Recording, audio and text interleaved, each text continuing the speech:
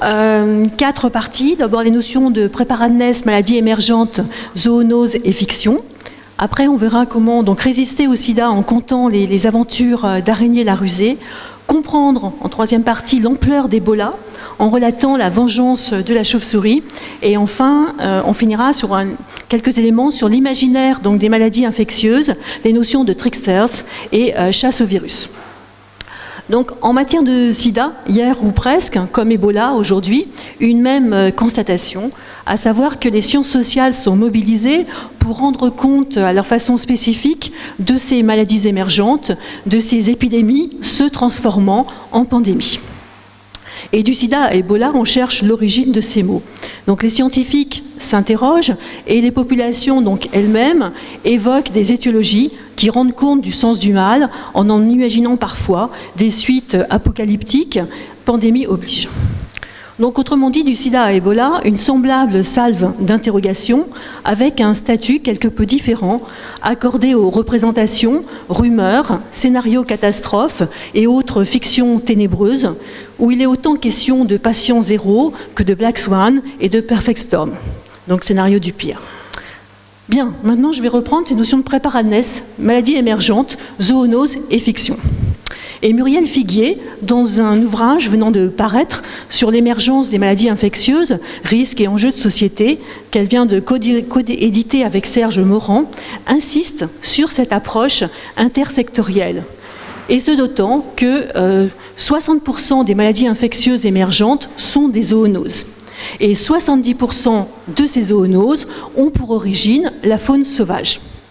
Dans ces conditions, l'émergence, explique-t-elle, est moins le résultat d'événements aléatoires que le produit d'interactions complexes entre les hommes, les animaux et leurs environnements, comme en témoigne ce concept de One Health, dans lequel on a à la fois santé donc humaine, santé animale et santé en matière de l'environnement.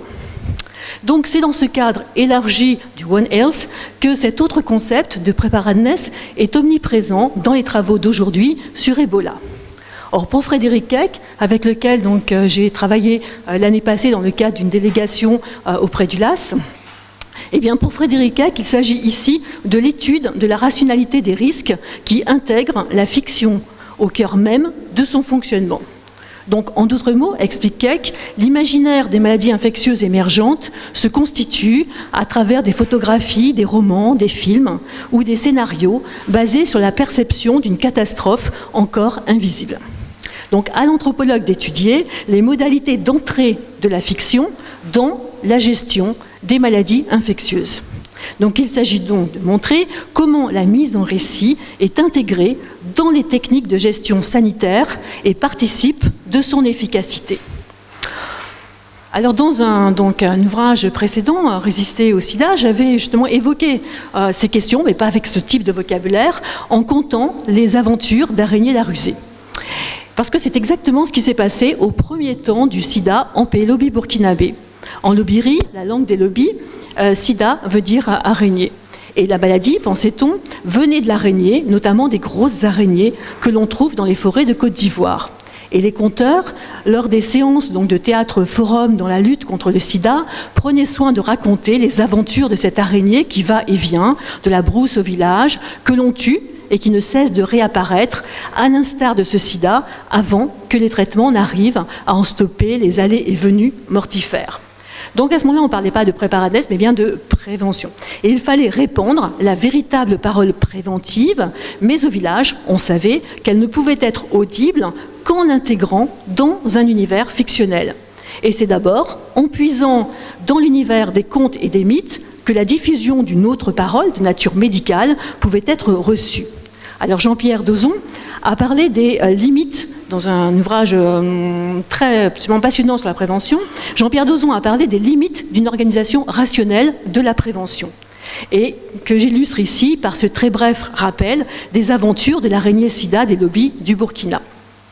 Le sida, qui n'a que les os, était semblable à cette araignée gloutonne, si gloutonne que dans un conte, il est expliqué comment elle a même fini par manger sa propre tête. Mais l'araignée est aussi très forte, ainsi dans un autre conte aux allures de mythe, elle a réussi à faire rire la fille de Dieu en tentant de lui donner à manger, de donner à manger un petit chien. Et en fait, elle a utilisé non pas la bouche du petit chien, mais l'anus du petit chien. Et face à cette opération donc, de sodomie alimentaire, la fille de Dieu a enfin ri, et Dieu, qui avait mis au défi les vivants de faire rire sa fille, l'a donnée en mariage à l'humble araignée rusée. On poursuit, et maintenant on va évoquer quelques éléments sur l'ampleur d'Ebola en relatant la vengeance de la chauve-souris, toujours en Pays-le-Bi. Ebola donc n'est pas arrivé jusqu'en Pays-le-Bi burkinabé, mais avec la radio, la télévision, tout le monde en a entendu parler. Et chacun a compris qu'il s'agit là d'un mal à étiologie animale à nouveau. La notion donc de réservoir animal tombe sous le sens. La chauve-souris est toujours citée, on ne doit plus la chasser, il ne faut plus en manger. Bon, je ne vais pas plus loin, mais en fait, la chauve-souris, ça ne veut rien dire.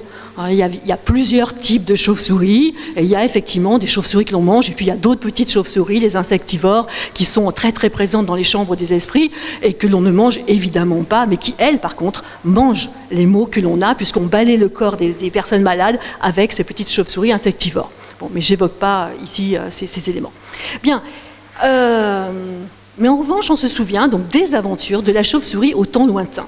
Et plusieurs variantes d'un même récit mythique viennent d'être recueillies. Alors je résume. La mère de Dieu était malade, et pour préparer son médicament, Dieu, qui est aussi le dieu Tangba, le dieu de la pluie, Dieu avait besoin d'une noix de karité.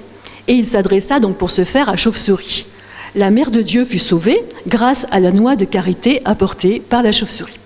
Puis, la propre mère de chauve-souris est au plus mal. Elle demande à Dieu, pluie, qu'il fasse tomber cette fameuse pluie dont il porte le nom, afin qu'elle puisse préparer son médicament, le médicament pour sa mère. Mais la pluie ne tombe pas, et la mère de chauve-souris meurt. Et c'est depuis, explique-t-on, ce jour, que chauve-souris se tient de la sorte. C'est-à-dire qu'elle ne veut plus voir Dieu. Elle a cette position qui fait que ses pattes s'accrochent donc aux arbres, et que finalement ce qu'elle montre à Dieu, qui est le Dieu de la pluie et le Dieu ciel, elle lui montre donc son derrière. Autrement dit, on dit qu'elle le défie. Elle le défie, elle se moque donc de lui, et elle décide de ne voler que la nuit. Et à partir de là, à la chauve-souris, justement, toutes les affaires de la nuit, où quelques humains en revêtent parfois les traits pour se prêter à de sombres règlements de comptes occultes, etc., etc. On ne va pas aller plus loin, puisqu'on a quand même un temps très court qui est imparti à cette communication. Pour conclure, on va reprendre notre questionnement donc, général relatif à l'imaginaire des maladies infectieuses et les notions de tricksters et chasse au virus.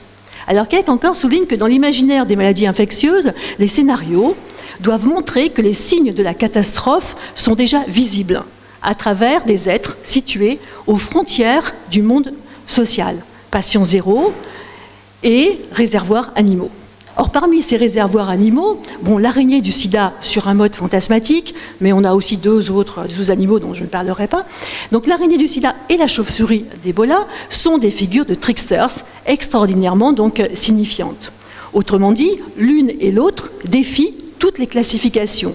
Elles participent au bestiaire décrit par Claude Lévi-Strauss dans L'origine des manières de table, où il analyse les hauts faits mythiques de ces personnages bouchés ou percés qui traversent toutes les frontières.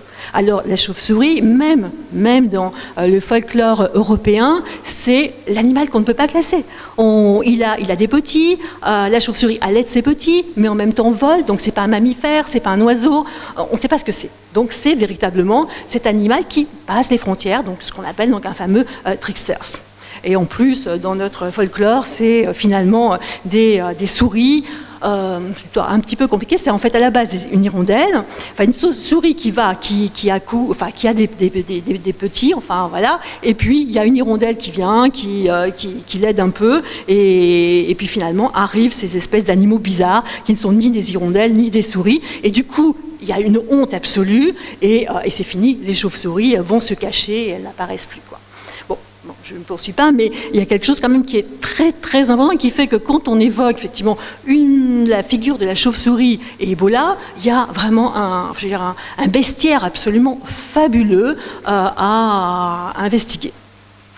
Bien, donc, trickster, fameux donc hors la loi donc culturelle, et les retrouver ainsi donc dans cette position de réservoir animaux, tombe véritablement donc sous le sens mythologique, tout en rendant compte et c'est là où c'est vraiment, à mon avis, très intéressant, de cette délicate position qu'occupent nos pauvres humains, chasseurs de virus actuels, à l'ère du One Health, en s'attaquant à de telles entités étiologiques qui ont été donc jusqu'à défier Dieu en personne. Voilà, je vous remercie.